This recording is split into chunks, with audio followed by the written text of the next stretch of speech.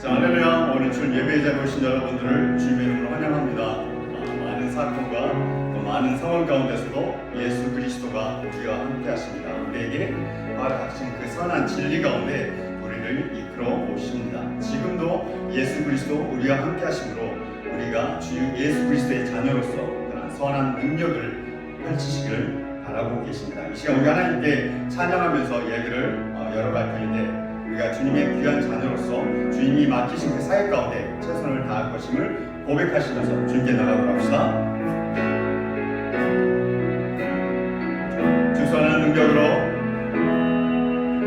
주 선한 능력으로 안으시네.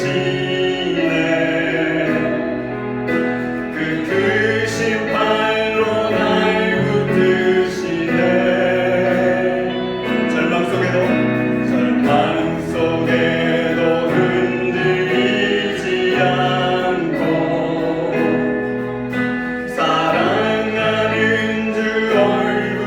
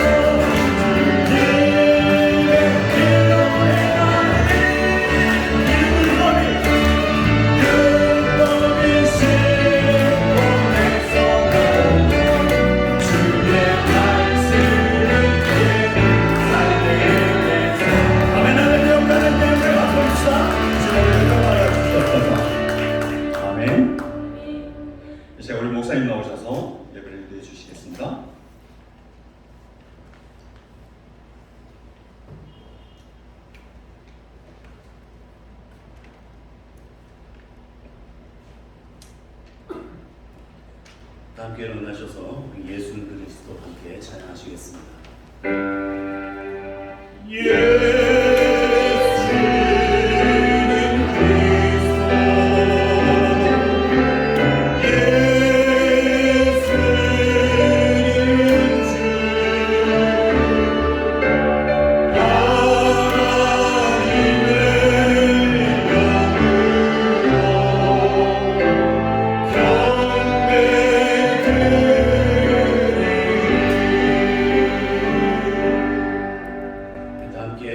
사도신경으로 신앙 고백하겠습니다. 여러분은 성부 하나님을 믿습니까? 예, 나는 전능하신 아버지 하나님 천지의 창조주를 믿습니다. 여러분은 성자 하나님을 믿습니까? 예, 나는 그의 유일하신 아들 우리 주 예수 그리스도를 믿습니다. 그는 성령으로 잉태되어 동정녀 마리아에게서 나시고 본디오 빌라도에게 고난을 받아 십자가에 못 박혀 죽으시고 장사된 지 4일 만에 죽은 자 가운데서 다시 살아나셨으며 하늘에 오르시어 전능하신 아버지 하나님 우편에 앉아 계시다가 거기로부터 살아있는 자와 죽은 자를 심판하러 오십니다.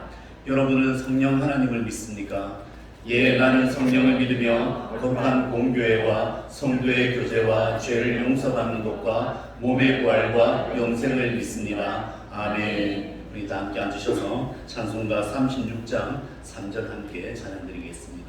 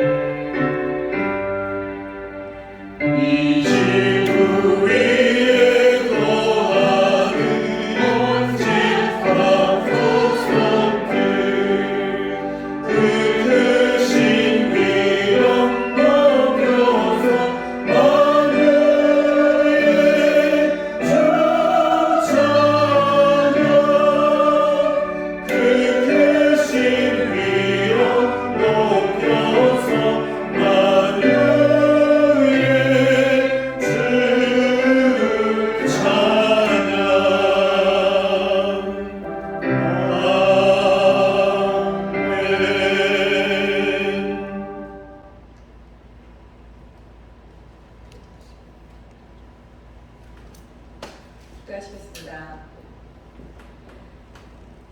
길이요 진리요 생명 되시며 지금도 살아계시는 하나님을 찬양합니다. 죽을 수밖에 없는 죄악 가운데 살던 우리에게 구원을 베풀어 주시어 하나님의 자녀가 되는 특권을 허락하여 주시니 감사합니다. 축복의 자녀답게 하나님의 이름을 드러내며 살아가는 자녀들이 되게 하여 주옵소서. 세상의 모진 풍파 속에서도 하나님의 자녀임을 잊지 않고 감사와 찬양이 넘쳐나는 삶을 살아갈 수 있게 붙들어 주옵소서. 자녀로서의 나의 삶을 하나님께 바칠 때 하늘로부터 주어지는 자녀의 특권과 축복을 누리는 우리 모두가 되게 하여 주옵소서. 주님, 오늘 이 자리를 찾은 많은 성도들 가운데 여러 모양으로 힘든 상황에 놓여 있는 성도들이 있습니다. 생활고로 힘든 성도들, 물질의 고통을 받는 성도들, 어려운 문제 앞에서 또는 질병으로 고통받는 성도들도 있습니다.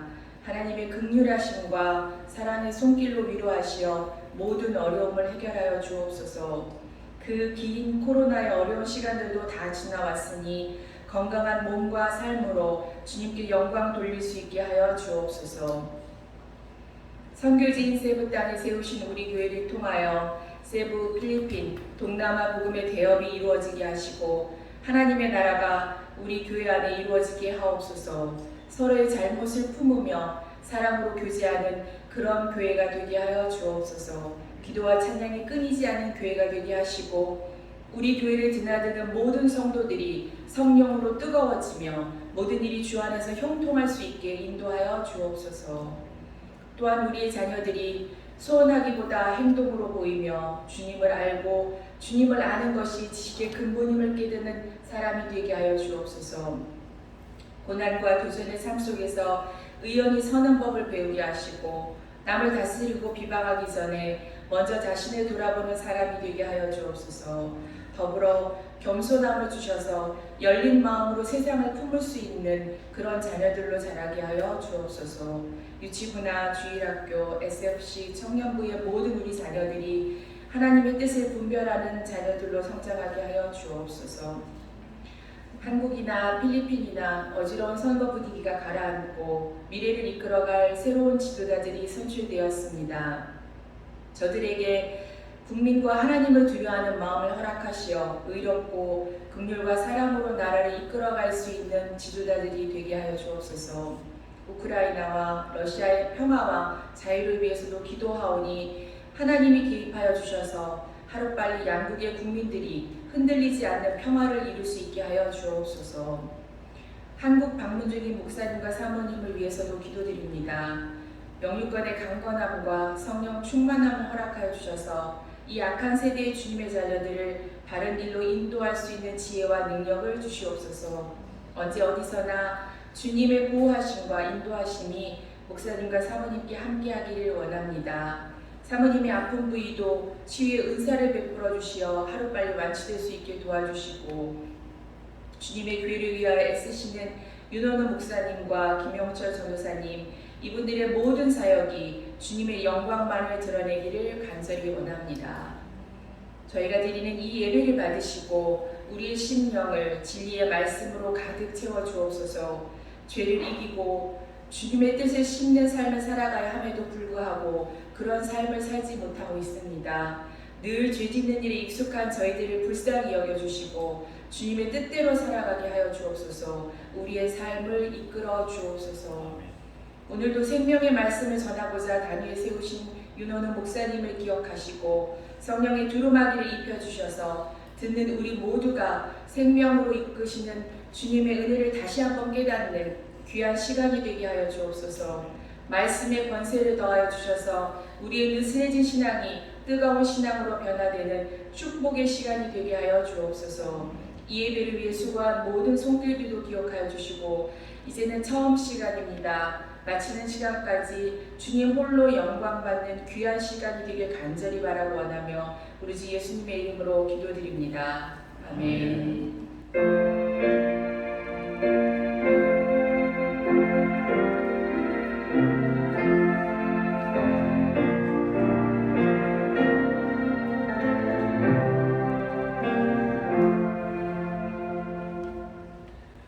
다같이 하나님의 말씀 보시겠습니다. 하나님의 말씀은 사무엘상 5장 1절로 12절 말씀입니다.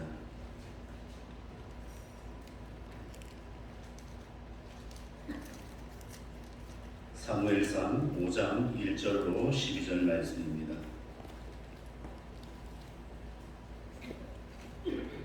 함께 찾으셨으면 합독하도록 하겠습니다. 블레셋 사람들이 하나님의 궤를 빼앗아 가지고 에베네셀에서부터 아스돗에 이르니라. 블레셋 사람들이 하나님의 궤를 가지고 다곤의 신전에 들어가서 다곤 곁에 두었더니 아스돗 사람들이 이튿날 일찍 일어나 본즉 다곤이 여호와의 궤 앞에서 엎드러져 그 얼굴이 땅에 닿았는지라. 그들이 다곤을 일으켜 다시 그 자리에 세웠더니 그 이튿날 아침에 그들이 일찍 일어나 본즉 다곤이 여호와의 궤 앞에서 또다시 엎드러져 얼굴이 땅에 닿았고 그 머리와 두 손목은 끊어져 문지방에 있고 다곤의 몸뚱이만 남았더라. 그러므로 다곤의 제사장들이나 다곤의 신전에 들어가는 자는 오늘까지 아스돗에 있는 다곤의 문지방을 밟지 아니하느라. 또 여호와의 손이 아스돗 사람에게 문중이 닿아사 독한 종기의 재앙으로 아스돗과 그 지역을 쳐서 망하게 하니 아스돗 사람들이 이를 보고 이르되 이스라엘 신의 궤를 우리와 함께 있지 못하게 할지라. 그의 손이 우리와 우리 신 다곤을 친다 하고 이에 사람을 보내어 블레셋 사람들의 모든 방백을 모으고 이르되 우리가 이스라엘 신의 궤를 어찌하리야 하니 그들이 대답하되 이스라엘 신의 궤를 가드로 옮겨가라 하므로 이스라엘 신의 궤를 옮겨갔더니 그것을 옮겨간 후에 여호와의 손이 심히 큰 환난을 그 성읍에 더하사 성읍 사람들의 작은 자와 큰 자를 다 쳐서 독한 종기가 나게 하신지라. 이에 그들이 하나님의 궤를 에그론으로 보내니라. 하나님의 궤가 에그론에 이른즉 에그론 사람이 부르짖어 이르되 그들이 이스라엘 신의 궤를 우리에게로 가져다가 우리와 우리 백성을 죽이려 한다 하고 이에 사람을 보내어 블레셋 모든 방백을 모으고 이르되 이스라엘 신의 궤를 보내어 그 있던 곳으로 돌아가게 하고 우리와 우리 백성이 죽임 당함을 면하게 하자 하니 이는 온 성읍이 사망의 환난을 당함이라. 거기서 하나님의 손이 엄중하심으로 죽지 아니한 사람들은 독한 종교로 치심을 당해 성읍의 부르짖음이 하늘에 사무쳤더라. 아멘. 이 시간 우리 SFC 학생들이 주의 길로 인도하소서라고 하는 찬양으로 하나님께 영광 올려드릴 때에 큰 은혜 받으시는 귀한 시간 되시기 바랍니다.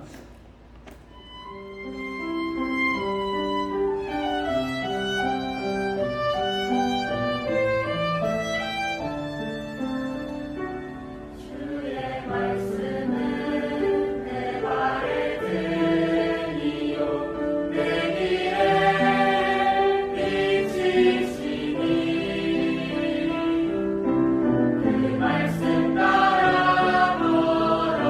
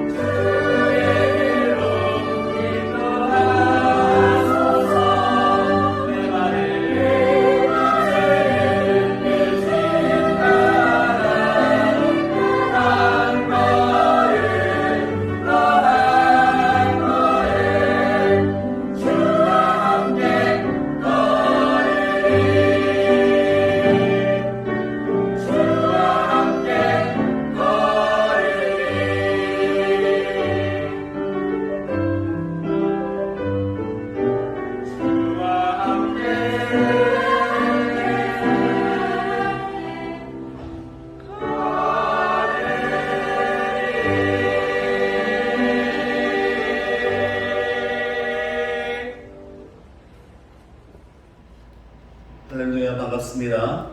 오늘도 귀한 찬양으로 영광을 여주는 귀한 친구들에게 감사의 말을 전합니다. 여러분들, SFC 친구들, 주일학교 친구들, 그리고 청년 라운제나까지 이들을 위해서 기도를 많이 해야 되는 때입니다. 하나님께서 이렇게 귀하게 키워주시고 길러주시는 귀한 자녀들, 다음 세대를 이끌어가지 않겠습니까? 하나님 아버지 앞에 이 귀한 친구들이 끝까지 믿음 지키고 이 나라와 이 민족을 위하여서 귀하게 사용될 수 있도록 우리 모두가 기도해주고 그렇게 격려해 주었으면 좋겠습니다. 오늘 찬양을 올린 우리 귀한 친구들에게 격려의 박수를 한번 보내겠습니다. 오늘 말씀은 사무엘상 5장 말씀입니다. 사사기의 마지막 장면이 이곳에서 펼쳐지고 있습니다. 하나님께서 이스라엘 백성을 모세를 통하여서 출애굽을 시키시죠. 그리하여서 젖과 꿀이 흐르는 땅, 그 가나안으로 인도하여 주셨습니다. 그리고 그곳에서 이스라엘 백성들을 살 수 있도록 그 족속들을 쫓아내시고 그곳에서 정착하게 하셨죠. 근데 이스라엘 백성들이 하나님의 말씀에 불순종을 합니다. 모든 그 족속들을 멸하고 그곳에 있는 모든 것들을 진멸하라고 했는데 그들은 그렇게 하지를 못하였습니다. 그곳에 있는 좋은 것들을 취하게 되었고 또 그 백성들을 일부 살려둠으로 말미암아서 에게 들가시가 되고 그들의 몸에 마치 가시와 같은 존재가 되어버린 것이죠. 이로 인하여서 이 사람들이 얼마나 고통을 받았는지 모릅니다. 그리고 무엇보다도 이들은 그들의 문화에 동화가 되어버리고 말았습니다. 그들의 신들을 섬기고 말았던 것이죠. 예루살렘에서 하나님께서 성전을 세우시고 또한 그곳을 향하여서 예배를 드리게 하셨음에도 불구하고 마치 이방 신전을 세워서 곳곳에서 하나님께 예배를 드렸던 이스라엘 백성과 같이 이들도 하나님 중심의 생활이 아니라 결국에는 자기 자신의 유익과 자기 소견에 오른 대로 행하게 되었다고 하는 것입니다. 이것이 이스라엘의 모습이었습니다. 그들에게는 하나님이 하나님이 아니라 그리고 왕이 아니라 그들에게는 단지 이용의 대상이 되어버리고 말았던 것이죠. 그 말씀은 오늘 이 사무엘상 4장과 5장에서 걸쳐서 하고 있습니다. 오늘 우리가 본문 5장 1절부터 12절까지 읽었지만 실질적인 내용은 4장부터 시작이 되고 이렇게 연결이 된다고 하는 것입니다. 많은 사람들이 지나간 삶을 많이 아쉬워하죠. 젊었을 때 많이 배우지 못한 것, 그래서 내가 이 정도밖에 머물지 못했나 이렇게 후회하기도 하고요.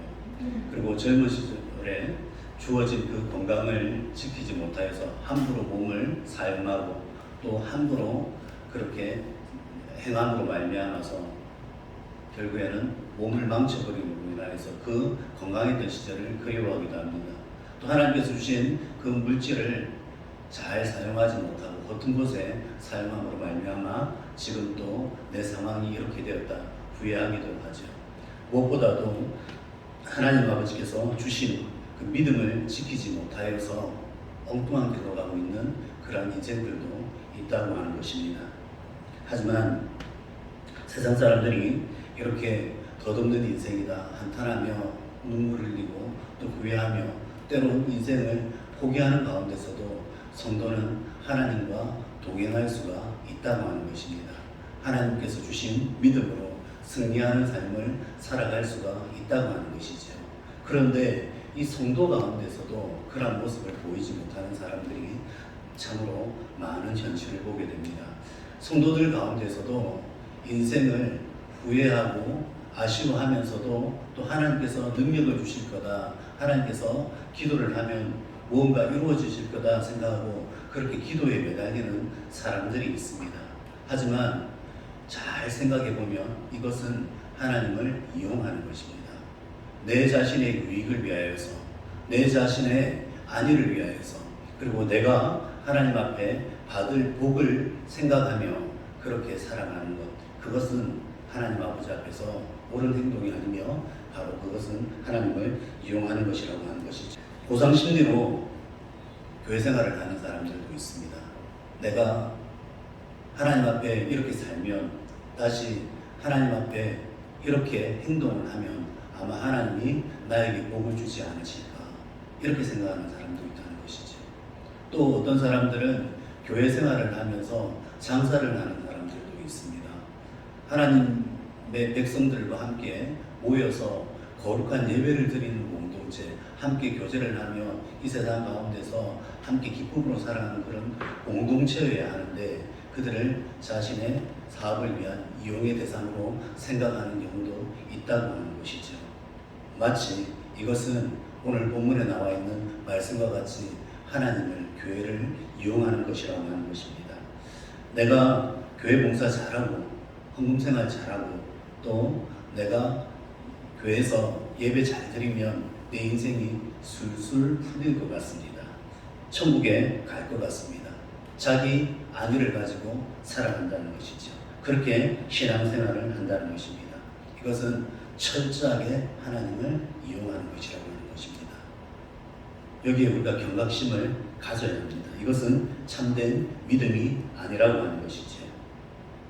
오늘 본문을 포함한 4장과 5장에서 나오는 블레셋과의 전투에서 이스라엘 백성들이 그러한 모습을 보였습니다.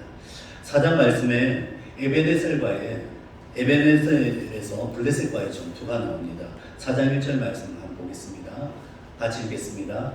이스라엘은 나가서 블레셋 사람들과 싸우려고 에베네셀 곁에 진치고 블레셋 사람들은 아벡에 진쳤더니. 아멘. 이곳에서 전투가 벌어지게 되고 결국에는 이 전투에서 이스라엘 백성은 4,000명이라고 하는 군사를 잃게 되었습니다. 이 결과는 이스라엘 백성들이 참으로 받아들이기가 힘든 결과였죠.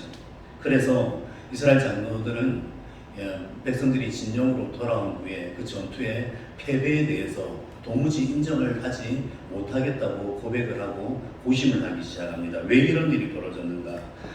4장 3절 말씀입니다. 백성이 진영으로 돌아오매 이스라엘 장로들이 이르되 여호와께서 어찌하여 우리에게 오늘 블레셋 사람들 앞에 패하게 하셨는고. 사무엘상 1장부터 3장은 이스라엘 영적 지도자였던 그 제사장들의 타락을 보여주는 사건들이 쭉 나오죠. 바로 엘리와 그 두 아들의 타락의 모습이었습니다. 그런데 오늘 이 4장은 백성들을 실질적으로 지도하던 그 육적인 그러한 스승들 그리고 장로들, 그 사람들의 타락을 보여주는 사건이라고 할 수 있습니다. 여호수아서를 보면 전쟁에서 지는 경우가 있죠. 그 전투에서 패했을 때 어떻게 합니까? 그들은 하나님 앞에 나아가서 회개하며 자신들의 죄를 뉘우치고 고백하고 하나님의 도우심을 구하였다고 했습니다. 즉 그들은 회개가 먼저였습니다. 하지만 오늘 본문에 나오는 이 장로들은 그러한 모습을 보이지 않습니다. 아주 쉬운 대안만을 찾아내었던 것입니다. 그 대안이 무엇이었습니까? 그것은 바로 실로에 있는 언약궤, 여호와의 법궤를 가져오는 것이었습니다. 장로들의 그 결정 속에는 하나님의 언약궤만 가져오면 당연히 하나님도 따라오실 거다 이렇게 생각을 했던 것이죠. 그리고 그 전쟁에 있어서 우리가 승리할 수 있을 것이다 이렇게 생각했던 것입니다. 이 언약궤를 통하여서 마치 하나님마저도 우리가 들어오게 할 수 있고 나가게 할 수 있다 이렇게 생각을 했던 것이죠. 굉장히 신성 모독적인 행동이었습니다. 하나님을 마음대로 조정할 수 있다는 아주 교만한 생각을 그들은 가지고 있었던 것입니다. 법궤가 도착했습니다. 법궤가 도착하자마자 이스라엘 백성 가운데서 환호성이 들려왔습니다. 드디어 하나님께서 우리와 함께 하신다는 것이죠.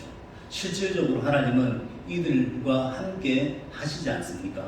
늘 함께 하십니다. 요한은 법궤 가운데 머물러 있는 그러한 편협한 하나님이 아니십니다. 공간에 지배를 받는 하나님이 아니시라는 것이죠. 그런데 이 사람들은 법궤가 마치 하나님인 것처럼 그 법궤를 숭상하는 그러한 죄를 저지르고 맙니다. 사기가 회복이 되었습니다. 곧 전쟁에 나가면 다 이길 것 같았습니다. 그런데 오늘 또 본문 내용을 보면 블레셋 사람들의 반응이 나옵니다. 블레셋 사람들은 이스라엘 진영에서 큰 환호성이 나자 깜짝 놀라게 됩니다. 과연 무슨 일이 벌어지고 있는가? 소식을 누군가가 전했겠지요. 이스라엘 가운데 법궤가 들어왔다는 것입니다. 이 블레셋 사람들은 떨면서 이야기합니다. 7절 상반절 말씀입니다. 블레셋 사람이 두려워하여 이르되 신이 진영에 이르렀도다 하고 신이 들어갔다는 것입니다. 블레셋 사람들도 언약궤가 온 것을 하나님이 오신 것으로 그렇게 생각을 했습니다. 그리고 그 다음 이어지는 블레셋 사람들의 말이 아주 굉장한 믿음의 말을 하고 있습니다. 우리에게 화가 미쳤다. 누가 우리를 이 능한 신들의 손에서 건지겠는가? 그들은 광야에서 여러 가지 재앙으로 애굽인을 친 신들이다. 광야에서 애굽인들을 치고 저 가나안 족속들을 물리치고 전능하신 하나님으로 드러내신 그 전능하신 신이 이스라엘 가운데 다시 들어오갔다. 우리가 어찌해야 할까? 떨면서 이들은 이렇게 하나님을 고백하였던 것이죠. 이스라엘 사람이나 이 블레셋 사람이나 마치 법궤가 들어오면 하나님이 오시고 그렇지 않으면 하나님이 떠나가시고 이렇게 생각을 했다는 것입니다. 하지만 블레셋 사람들은 이때 사생결단을 합니다. 죽으면 죽으리라 하는 에스더의 믿음이 이들 가운데 있었습니다. 어떻게 되었습니까? 이스라엘 군사 3만 명이 전사를 하게 됩니다.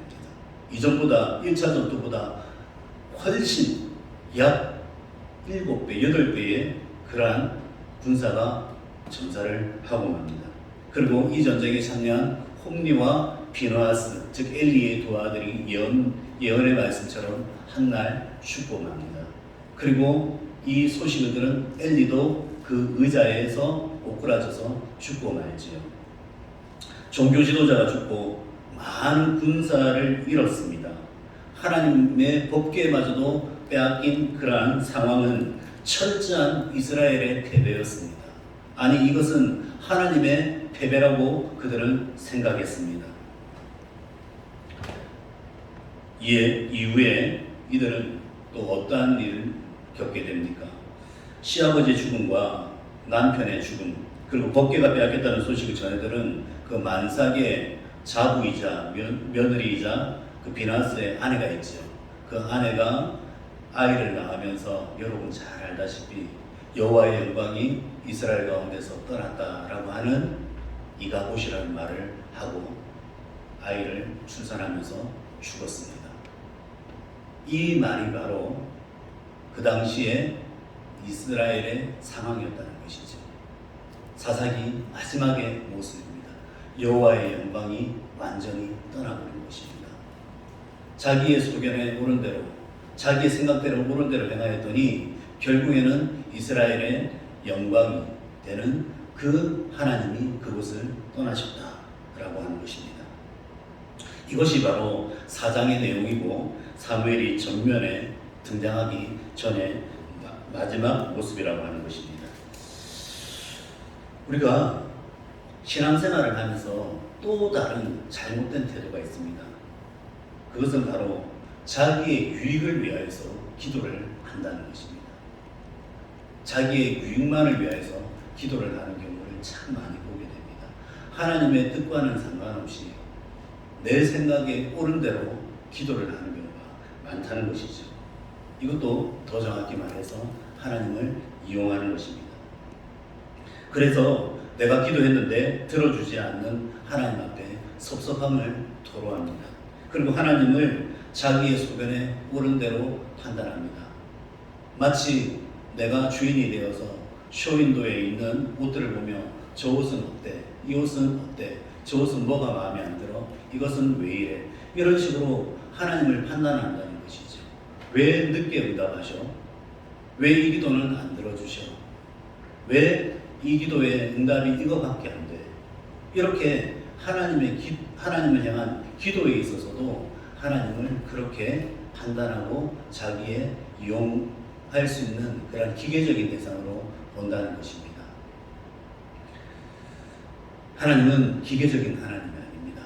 우리가 얼만큼 헌신했기 때문에, 우리가 얼마만큼 우리의 행동이 하나님 앞에 이러이러하였기에 하나님은 이만큼 해주셔야 한다. 내 시간을 얼마나 썼기에, 내가 얼마나 예배를 드렸기에 내가 하나님 앞에 이 정도 받는 것은 당연하다. 이렇게 생각하는 것은 굉장한 착각이라는 것이죠. 이러한 하나님은 어떤 분이신지 우리가 잘 알아야 됩니다. 하나님은 내가 경배해야 할 창조주이십니다.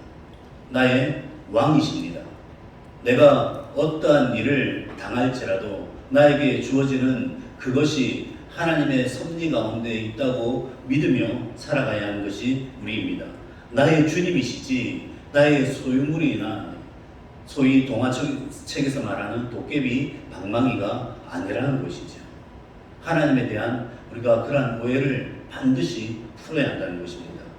우리의 기도가 응답되지 않는 이유가 무엇일까요? 그것은 성경이 잘 이야기를 하고 있습니다. 성경 곳곳에서 우리가 기도하였는데도 응답하지 않는 이유는 바로 우리의 죄 때문이라고 하는 것입니다. 우리가 정욕과 탐심 가운데 기도를 하면 우리의 그 기도가 이루어지지 않는다는 것이죠. 결론적으로 말하면 우리의 죄악이 바로 하나님과 우리 사이를 가로막고 우리의 기도가 하나님 앞에 올라가지 않게 된다는 것입니다. 우리 이사야 59장 1절 2절 말씀을 한번 읽어보도록 하겠습니다. 시작. 여호와의 손이 짧아 구원하지 못하심도 아니요 귀가 둔하여 듣지 못하심도 아니라 오직 너희 죄악이 너희와 너희 하나님 사이를 갈라놓았고 너희 죄가 그의 얼굴을 가리어서 너희에게서 듣지 않으시게 함이니라. 야고보서 4장 3절도 읽어보겠습니다. 구하여도 받지 못함은 정욕으로 쓰려고 잘못 구하기 때문이라. 계속해서 시편 66편 18절 말씀입니다. 내가 나의 마음에 죄악을 품었더라면 주께서 듣지 아니하시리라. 아멘. 우리의 죄가 결국 하나님과 우리의 대화를 가로막고 있다는 것입니다. 우리가 철저한 회개가 없다면 하나님은 우리의 기도를 들어주실 수가 없다는 것이죠. 우리가 하나님 앞에 남아있는 그 어떤 죄의 모습, 그리고 지금도 짓고 있는 죄들, 그리고 과거에 회개하지 못하였던 것, 그것을 내려놓고 철저하게 기도하지 않는다면, 그리고 돌아서지 않는다면, 그리고 확신을 갖지 않는다면 우리의 기도는 결코 하나님 보좌에 올라갈 수가 없다는 것이죠. 성도의 기도를 향기라고 하지 않습니까? 금향단에 담겨있는 그 향기처럼 하나님 앞에 고스란히 올라가야 될 터인데 우리의 그릇 잔이 썩었다는 이야기죠. 우리의 그 그릇이 깨끗이 못하다는 이야기죠. 그 깨끗하지 못한 그릇은 닦아야 되는 것입니다. 깨끗하게 한 후에 그리고 정성을 다하여서 그곳에 기도에 그러한 향기를 담으면 그 향기는 서로시 하나님 앞에 올라갈 수 있다는 것이죠. 먼저 자신의 죄를 철저하게 돌아보시기 바랍니다. 그리고 거기에 대한 철저한 회개를 하시기 바랍니다. 그래야 해서 하나님께 용서하고 그리고 하나님과의 관계가 회복된 후에 우리가 드리는 기도는 그리고 우리의 정욕을 위하여 쓰지 않는 그 기도는 반드시 하나님께서 들어주신다고 하는 것입니다. 그러한 확신 가운데 우리가 기도로 나아갔으면 좋겠습니다. 오늘 읽은 본문은 5장 말씀이죠. 읽은 본문은 법궤가 블레셋 지경으로 다다랐을 때의 이야기입니다. 어떤 일이 벌어졌는지를 다루고 있죠. 당시 전쟁의 개념은 많이 들으셨겠지만 고대에서 전쟁이라고 하는 것은 개인과 개인의 싸움이 아니요 국가와 국가의 싸움도 아닙니다. 이것은 신과 신의 싸움이라고 생각했습니다. 그 나라에 어떤 신을 섬기고 있느냐가 굉장히 그래서 중요하다고 하는 것이죠. 한 나라에 보면 여러 종류의 신이 있을 수 있지 않습니까? 그 가운데서 가장 주가 되는 그 신이 전면으로 나서게 되면 그 두 신 간의 전쟁으로 말미암아서 이 전쟁의 승패가 좌우된다고 믿었던 것이 그 당시에 그런 전쟁관이었습니다. 그런 의미에서 본다면 블레셋이 이 이스라엘과의 전투에서 승리를 하였다는 것은 블레셋의 그 주신이었던 다곤이 여호와 하나님을 이겼다는 의미가 될 수 있습니다. 이스라엘은 하나님은 형상이 없지 않습니까? 그런데 그 형상이 없는 하나님께서 그 영광이 머무시는 곳이 바로 언약궤 법궤입니다. 그런데 그 법궤를 얻었다는 것은 블레셋 입장에서는 최고의 전리품이었죠. 그 전리품을 어디로 가져갔겠습니까? 바로 다곤의 신상으로 가져갔겠죠. 이들이 왜 이 법궤를 아스돗으로 옮겼겠습니까? 이 아스돗은 이 전쟁이 일어났던 에베네셀과 한 56km 정도 떨어진 곳이라고 합니다. 그 먼 곳까지 왜 그 법궤를 가지고 옮겨갔겠냐는 것입니다. 바로 아스돗에 그 다곤 최대의 신전이 있었다고 하는 것입니다. 그곳에 법궤를 모신 것이 아니라 방치를 했던 것이죠. 다곤의 그 신상 앞에 법궤를 던져놓습니다. 어떤 일이 벌어집니까? 그 다음날 이 제사장들이 들어가 보니 그 법궤 앞에 다곤의 신상이 엎드려서 땅에 얼굴을 박고 쓰러져 있는 모습을 보게 되었습니다. 그러한 모습이 펼쳐지자 이 사람들이 당황을 하게 되었던 것이죠. 하나님은 우리의 생각과는 전혀 다르신 분이십니다. 하나님은 전능하시지만 겸손하신 분이시죠. 하나님은 모든 것을 하실 수 있지만 우리들을 위하여서 또한 모든 것을 버리실 수 있는 분이 바로 하나님이시라고 하는 것입니다. 굉장히 인격적인 분이시라고 하는 것이죠. 하나님의 영광이 입장한 그 법궤가 전쟁의 전리품으로 그렇게 적국의 신당에 방치되는 것은 하나님 입장에서는 굉장한 수치이지 않겠습니까? 굉장한 수치입니다. 하나님께서 스스로 포로로 끌려간다는 의미라고 하는 것이죠. 그런 수치를 당하시면서 하나님께서 과연 이스라엘 백성들에게 무엇을 전해주시고자 했느냐는 것입니다. 어떤 영적인 의미가 있기에 그 하나님의 영광을 상징하는 그 법궤가 이방신상 앞에 던져지는 그러한 모욕을 당하였느냐는 것입니다. 그것을 오늘 살펴보고자 합니다. 바로 첫째 이유입니다. 그것은 영적 교만에 빠지지 말라고 하는 것입니다. 어느 시대이든지 간에 이 사람들의 신앙생활을 살펴보면요, 나도 모르게 하나님을 어떤 법칙 가운데, 규칙 가운데 그렇게 하나님을 묶는 경우가 있습니다. 가두게 되는 경우가 있다는 것이죠. 예를 들면 이렇게 했더니 하나님께서 응답하셨다. 이렇게 했더니 하나님께서 복을 주셨다. 그런 이야기를 주변에서 들으면 나도 마치 그렇게 하면 복을 받을 것이라 생각하는 그러한 하나님의 규칙성을 만들어 버린다는 것이죠. 하나님이 어떤 규칙에 얽매이는 분입니까? 결코 그런 분이 아니라는 것이죠. 만약에 하나님께서 이렇게 자판기처럼 돈을 얼마를 넣었더니 어떤 음료수가 나오는 것처럼 우리가 어떻게 했더니 하나님께서 이런 복을 주셨어, 이렇게 되어버린다면 우리는 벌써 다 죽었을 것입니다. 우리는 다 멸망했을 것입니다. 우리의 모습을 알지 않습니까? 우리의 행동을 만약에 자판기에 들어갔다면 어떤 결과물이 나오겠냐는 것이죠. 하나님을 마치 어떤 비결이 있는 것처럼, 하나님의 복을 받는 비결이 있는 것처럼 그렇게 하나님을 규칙화시키고 정형화시키는 경우가 우리 가운데 있다는 것입니다. 기독교 서점에 가보면요, 어떤 비결, 어떤 뒤에 보면 법칙, 이런 책들이 참 많습니다. 자녀를 양육하는 영적인 비결, 하나님의 복을 받는 비결, 물질의 축복을 받는 비결, 하나님 앞에 잘 사는 비결, 그런 비결이 어디 있습니까? 비결 없습니다.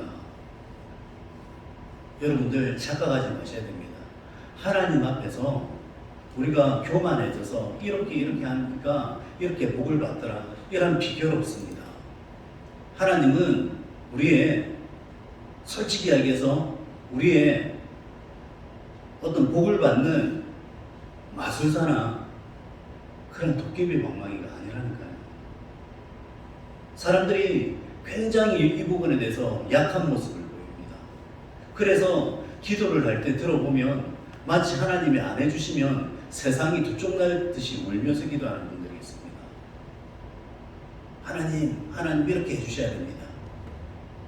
그것을 사람들은 마치 한나의 기도를 본받아서 그렇게 한다 이렇게 생각하는 경우가 있습니다. 그렇지 않습니다. 한나의 기도와 그 기도는 같을 수가 없다는 것이죠. 나의 유익을 위하여서, 나의 안위를 위하여서, 나의 섭섭함을 위하여서, 그러한 것 때문에 울부짖는 그러한 기도하고 한나의 기도를 비교는 할 수가 없다고 하는 것이죠. 이것은 마치 언약궤만 있으면 저절로 하나님이 따라올 것이라고 생각했던 그 이스라엘의 영적인 무지에서 비롯된 것이라고 하는 것이죠. 즉 영적인 교만에 빠진 그 이스라엘을 깨우치기 위하여서 하나님의 법궤가 결국 이방 신상 앞에 엎드러지는 그 수모를 당하였다고 하는 것입니다.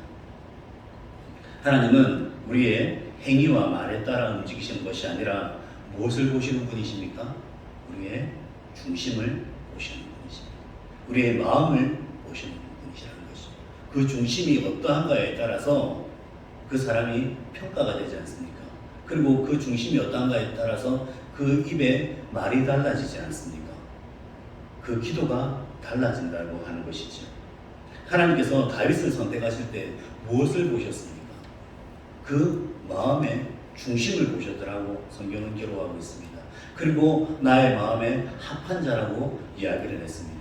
우리는 외모를 봅니다. 우리는 어떤 사람의 그러한 외적인 환경, 그런 것에 관심이 많습니다. 그러하기 때문에 그 사람들과 비교해서 내 자신이 초라함을 느끼기도 하고요. 어떤 사람의 뛰어난 모습을 보면서 내가 그걸 가지지 못한 것 때문에 질투와 시기를 하기도 하고요. 결국 그런 거로 말미암아서 기도의 내용이 나도 저거 가지게 해주세요. 나도 저거 필요해요. 그렇게 기도를 한다는 것이죠. 그 기도가 하나님 앞에 올라가겠느냐는 것이죠. 그 중심이 무엇입니까? 바로 나의 유익을 위함이 아니겠습니까? 내 자신을 위한 것이 아니겠습니까? 결국 그 기도는 땅에 떨어지는 기도가 될 수밖에 없다는 것입니다. 그래서 하나님은 우리에게 영적으로 겸손할 것을 끊임없이 하나님 앞에 겸손한 사람, 그리고 하나님과 동행하는 것을 즐거움으로 삼는 사람, 나에게 주어진 것이 하물며 나에게 불리할지라도 혹은 나에게 아무런 유익이 없는 것이라 할지라도 하나님께서 주신 것이라면 감사함으로 받아들이면서 하나님과 동행하며 자기 십자가의 짐을 묵묵히 지고 가는 그 사람을 하나님은 기뻐하시고 즐거워하신다는 것이죠. 그것이 바로 중심을 보시는 하나님의 모습이라고 하는 것입니다. 두 번째입니다. 하나님께서 이 일을 통하여서 보여주시는 영적인 원리가 무엇입니까? 그것은 바로 하나님의 실패가 아니라는 것입니다. 이것은 사람의 실패이지 하나님의 실패가 아니라고 하는 것입니다. 우리의 실패가 하나님의 실패는 아닌 것입니다. 블레셋 사람들은 자신들이 그 유명한 그 출애굽을 시켰던 그 하나님을 사로잡았다고 생각을 했습니다. 블레셋 사람들은 이제 출애굽의 하나님이 자신들의 신 다곤 밑으로 들어왔다고 생각했습니다. 그리고 출애굽의 그 하나님의 능력도 이제 블레셋에서 펼쳐질 것이라 생각을 했습니다. 하지만 이튿날이 되자 다곤의 신전에 믿기 어려운 사건이 벌어지게 되었죠. 바로 땅에 엎드러진 다곤 신을 보았던 것입니다. 그리고 이 모습은 마치 경배를 하고 있는 듯한 모습이었습니다. 블레셋 사람은 다시 다곤 신상을 원래 모습으로 되돌려 놓았습니다. 그리고 하루가 지납니다. 또 가서 보니 더 놀라운 광경이 벌어지게 되었죠. 어떤 광경이었습니까? 이제 목이 잘렸습니다. 그리고 두 손목이 잘렸던 것이죠. 바로 모든 힘과 권세가 사라진 그러한 다분신을 의미하는 것이었습니다. 공포가 엄습해 왔습니다. 왜 이런 일이 벌어졌는가? 그것은 현실이 결국 되어버리고 말죠. 독한 종기가 아스돗 온 땅을 덮어버립니다. 두려움했던 그들은 아스돗에서 다시 가드로 옮겨야 되겠다 생각하고 그 법궤를 가드로 옮겨가게 되었습니다. 하지만 상황은 점점 심각한 상황으로 펼쳐지게 되었습니다. 어디로 갑니까? 다시 아스돗에서 에그론 땅으로 옮기게 되는 것이죠.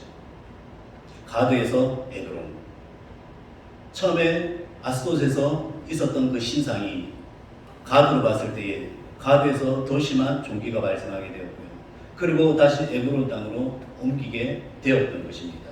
에그론에 언약궤가 도착하자마자 에그론 사람들이 비명을 지릅니다. 공포에 휩싸였던 것이죠. 그들이 한 말입니다. 5장 10절 말씀입니다. 같이 한번 읽어볼까요? 이에 그들이 하나님의 궤를 에그론으로 보내니라. 하나님의 궤가 에그론에 이른즉 에그론 사람이 부르짖어 이르되 그들이 이스라엘의 신의 궤를 우리에게로 가져다가 우리와 우리 백성을 죽이려 한다 하고. 아멘. 결국 이들은 모든 방백들, 즉 지도자들을 모읍니다. 그리고 대책 회의를 하게 되는 것이죠. 우리가 죽게 되었다. 이제 어떻게 해야 되나? 결국에는 이 법궤를 이스라엘 땅으로 돌려보내기로 그렇게 결정을 하게 되었습니다. 그리고 이후에 보면 결국 이 법궤가 돌아오게 되지. 오늘 말씀은 여기까지입니다. 여기까지가 오늘 본문의 말씀입니다. 이 본문의 말씀을 통하여서 우리가 진지하게 살펴봐야 하는 것은 우리가 과연 하나님을 우리의 틀 속에 규칙 가운데 가두고 있지 않느냐 하는 것입니다. 그 광대하신 하나님, 우리 인생의 이 머리 가지고는, 우리의 생각 가지고는 감히 담을 수가 없는 그 하나님을 마치 법궤 안에 갇혀져 있는 지니와 같이, 그 요술램프의 지니와 같이 생각해서 내가 쓰다듬고 내가 부르면 마치 뿅 하고 나와서 그렇게 나의 소원을 들어주는 그런 하나님으로 생각하고 있지는 않으냐 하는 것입니다. 하나님은 우리의 생각에 갇히시는 분이 아니라고 하는 것이죠. 그리고 하나님께서 우리에게 그 독생자 예수 그리스도를 보내주실 만큼 하나님은 우리들을 사랑하셔서 모든 것을 내어주신다고 하는 것입니다.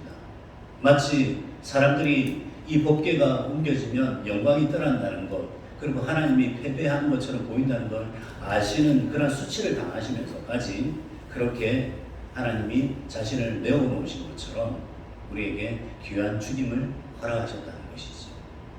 이것이 하나님의 우리들을 향한 사랑이라고 하는 것입니다.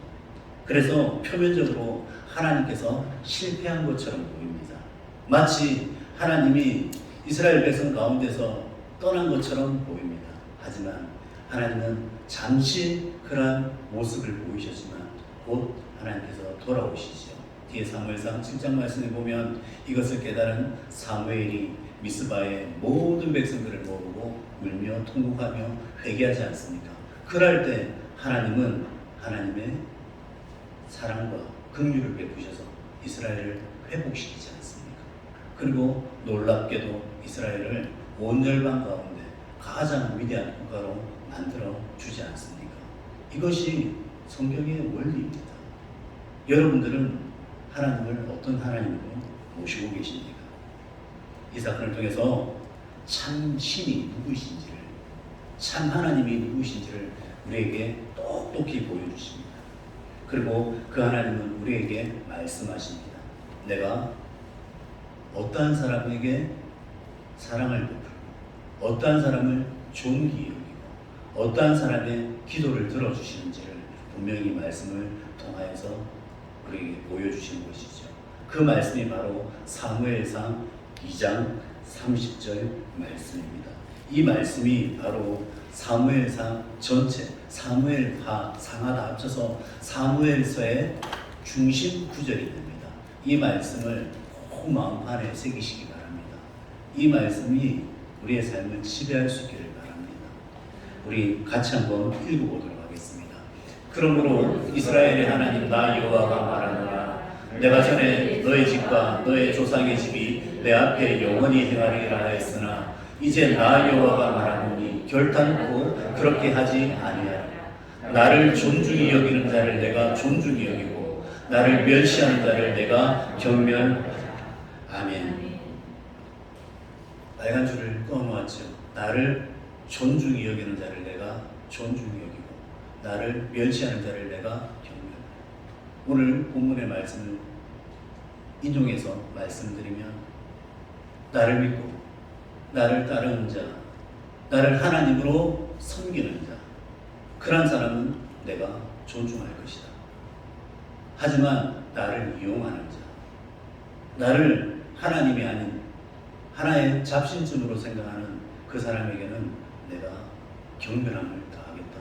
이것이 하나님의 말씀이라고 하는 것입니다. 부디 우리 자녀들에게 그러한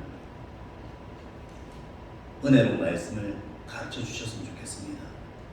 하나님을 평생에 존중 여기고 존경할 수 있는 그러한 자녀가 되도록 어떠한 상황 가운데서 나에게 어떠한 삶이 주어질지라도 그것은 하나님께서 나에게 허락하신 일임을 알고 감사함으로 받아들이고 끝까지 하나님을 존경하며 존중하며 살아가는 그러한 자녀가 되도록 그렇게 가르쳐 주시기 바랍니다. 그리고 여러분들이 그렇게 사시기를 바랍니다. 나를 존중하는 자를 내가 존중히 여기고 나를 경멸히 여기는 자를 내가 경멸히 여기겠다는 이 말씀 마음에 품으시는 우리 귀한 성도님들 되시기를 주님의 이름으로 축원합니다. 우리 이 시간 말씀을 생각하며 우리 찬송 불렀으면 좋겠습니다. 찬송가 453장입니다.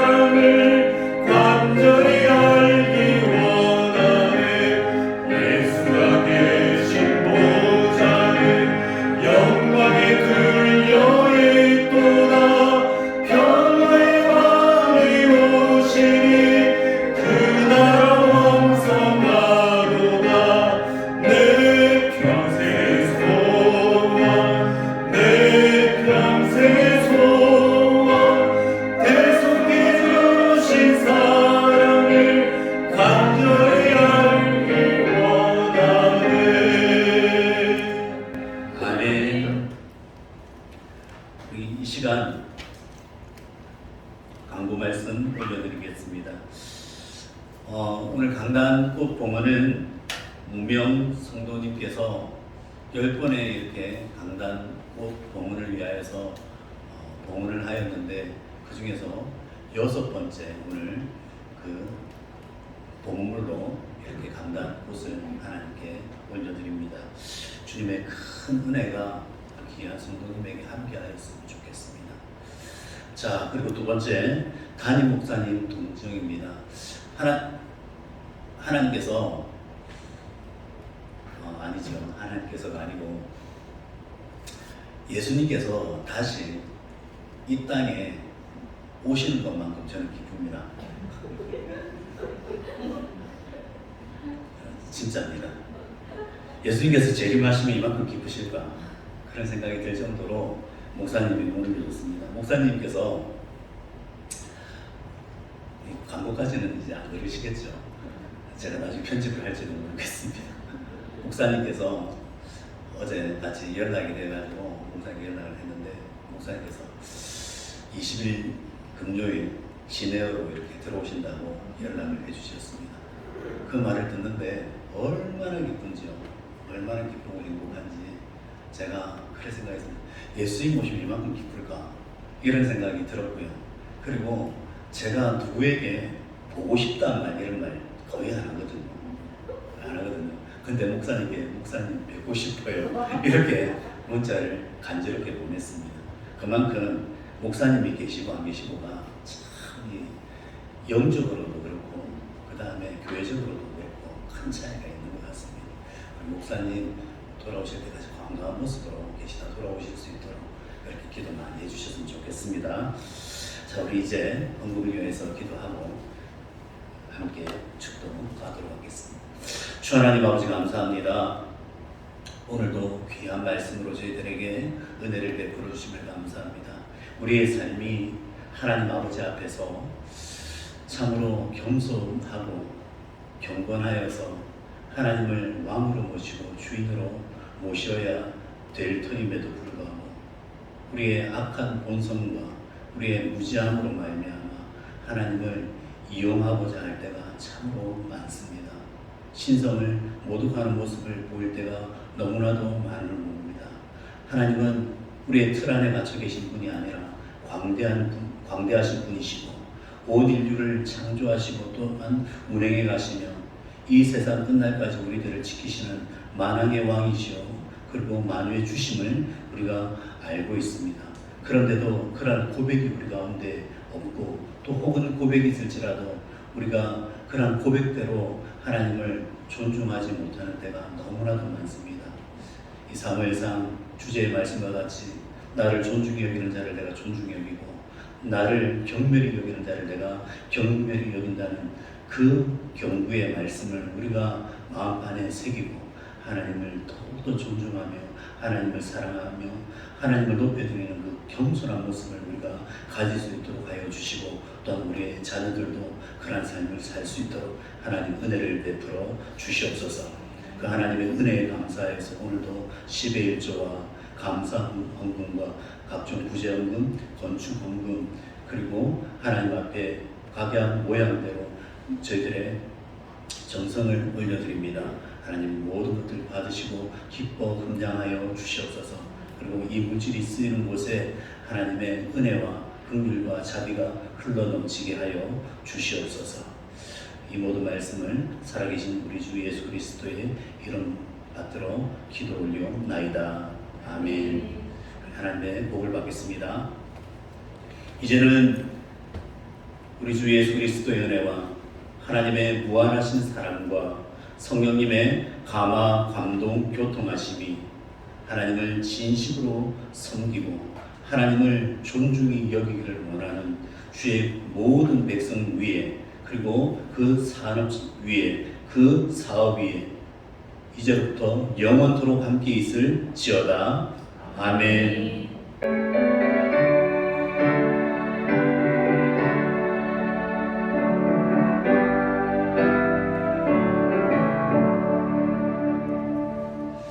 우리 다 함께 일어나셔서 마지막 찬양 주의 영광 이곳에 함께 찬양드리며 5월 15일 예배를 마치도록 하겠습니다. 주의 영광 이곳에 가득해 우린 선의 주님과 함께 찬양하며 우리는 전진하리 모든 열방 주 볼 때